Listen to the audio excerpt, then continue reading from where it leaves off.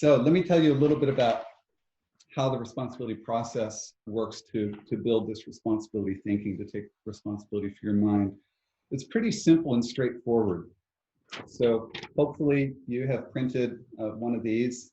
Hopefully you'll print lots of them and put them in lots of places where you're reminded of them.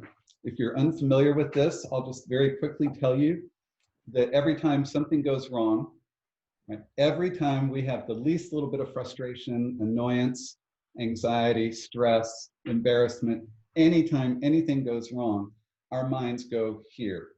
So we go into a hyper search of cause-effect thinking, and our first question is, who did this to me? Right? So our minds go automatically to blame. You've been taught your whole life you shouldn't do it, but we still do it. Why? Not because we're bad learners. We do it because somehow, for some reason, we're programmed to cope with problems by going to these lower mental states. So there's a lot of research on mental states. The research is especially in the area of leadership that says that leaders tend to be, more effective leaders tend to be better at accessing higher mental states, right, and getting themselves out of lower mental states. So mental states are really interesting in science and psychology because mental states have their own cause-effect logic inside of them. So in other words, if you try to get somebody to stop blaming in a rational way, right, they'll say, nope, nope, nope, nope, won't work, nope, his fault, yep, his fault. So you know this throughout your whole life, and it's true for you as well. If we, for some reason, get off the mental state of blame, we graduate to justify, which is telling a story or an excuse. It's the economy, it's the weather, it's the traffic, it's the budget, it's the bureaucracy, it's COVID, whatever it is keeping me from being happy, and I can't be happy until that changes. And if we stop justifying or telling stories, then we go internal. And we feel like we are our own problem. So this is often felt as guilt. I'm the dummy, I'm the dolt, I'm stupid, well, I never learn, right? And this is in a different color because society actually rewards us for beating ourselves up. They call that taking responsibility. And so one of the things that responsibility thinking does is we start making distinctions about what really is the ability to respond versus what is society telling me about earning their approval and being good character. If we stop beating ourselves up, then we land in obligation, which is feeling trapped, burdened. This is where a lot of people say responsibility, I've got enough, I don't want any more. So they see their commitments as overwhelming and as things that they don't like, and that's the mental state of obligation. So every time you say, I have to go to this stupid meeting, you're in the mental state of obligation. And it's not until we get to the mental state of responsibility where we are actually able to slow down and look at this space between stimulus and response. It's not until we get there that we can actually access our resources.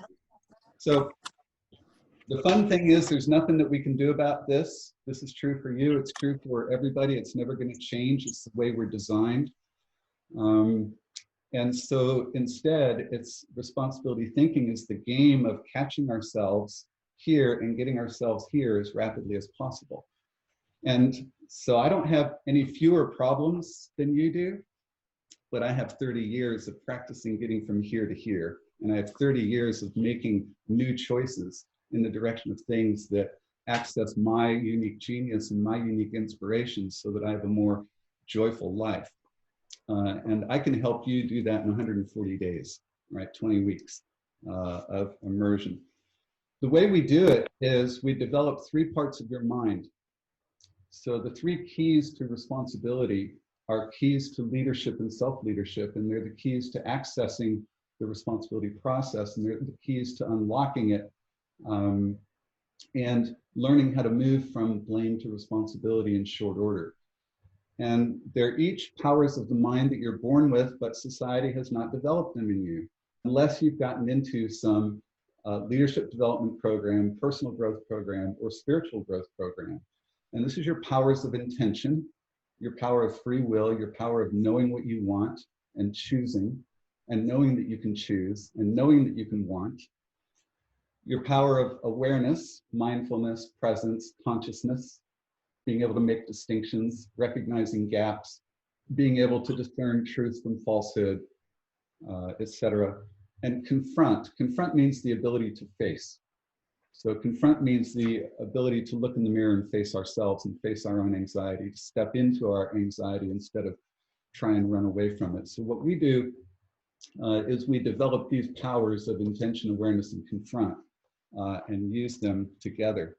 So when you have time, revisit what you heard Cassandra talking about. She was actually talking about, developing in herself the powers of intention, awareness, and confront. George, it's about time for me to call you up, but on the way there, what I want to say is this. I've been talking about the lower mind and the upper mind. I think about the lower mind and the upper mind this way. The lower mind is always seeking approval, safety, and control. And as long as you're in pursuit of approval, safety, and control, you'll never be free, powerful, and at choice. And that's what we promise with responsibility thinking, is we promise being free, powerful, and at choice. In the upper mind is our unique inspiration and our unique genius. And where those come together is a very joyful life. Now, what do I mean about unique inspiration and unique genius? There are things in this world that you care about more than anything else and anybody else, right? They're uniquely inspiring to you. And thank goodness that that's different for you and different for me, because there's a lot of problems in this world that need someone to take ownership of them and do something about. And I've grabbed one of them, which is how people think about responsibility. But there's millions of others. And maybe one of them is inspiring you. And maybe somebody's told you it's not practical, right? So you stuff your unique inspiration and instead you do what society or your parents or teachers wanted you to do. We also each have unique genius, unique skill set, unique ability. Mine happens to be in the area of learning and teaching. So as you practice responsibility and learn how to get out of your lower mind into your upper mind, then you also start exercising that person in you that's uniquely you. And that's where amazing joy comes from.